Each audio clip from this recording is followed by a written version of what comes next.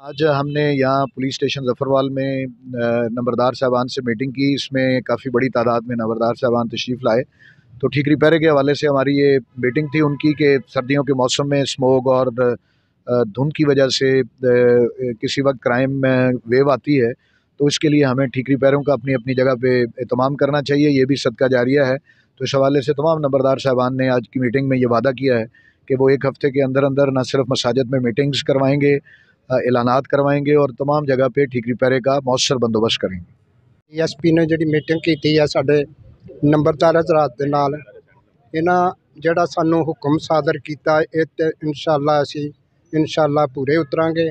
तो बहुत अच्छा इन्हां प्रोग्राम किया है, तो असीं इन्हां दे बहुत ज़्यादा मशकूर हैं इंशाअल्लाह।